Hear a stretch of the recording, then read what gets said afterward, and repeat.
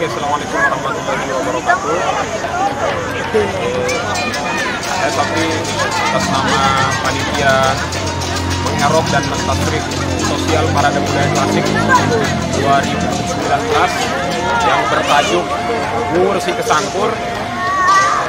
Jadi saat ini kita sedang berada di lokasi acara Parade Budaya Presean sebagai bagian dari rangkaian kegiatan Parade Budaya Klasik yang dilaksanakan di Desa Sesela pada tahun 2019. Ini adalah memiliki tujuan pertama adalah memberikan kesadaran terhadap masyarakat Desa Sela bahwa budaya klasik yang sudah dilaksanakan oleh nenek moyang kita dulu adalah sebagai salah satu representasi atau keinginan para generasi muda untuk melestarikan itu.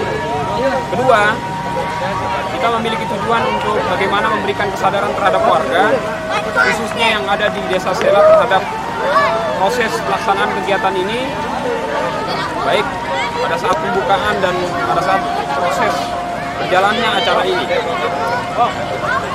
Nah, mengenai kegiatan Presean sendiri adalah ini merupakan budaya asli suku Sasak yang ada di Pulau Lombok. Jadi menurut sejarah bahwa Presean ini dulu pada zaman kerajaan Sasak digunakan sebagai salah satu untuk sebuah media agar turunnya hujan. Karena dulu kita sering tertimpa musim kemarau, maka panen padi yang harusnya memberikan kesejahteraan secara kebutuhan pokok untuk masyarakat itu kemudian terhambat akibat dari peristiwa perubahan geografis alam yang secara tiba-tiba. Maka insting naluri kemanusiaan daripada nenek moyang kita dahulu kemudian Presean ini dijadikan sebagai salah satu media untuk memanggil hujan. Namun seiring perkembangan zaman, Presean kemudian menjadi sebuah budaya dan sekaligus menjadi hiburan untuk warga yang notabene menengah ke bawah.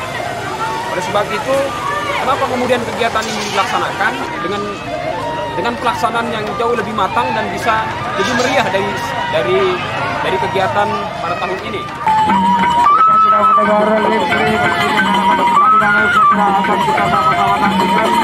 Antara Rudi alias pelukis beracun berhadapan dengan Edo alias Jawa Nangka.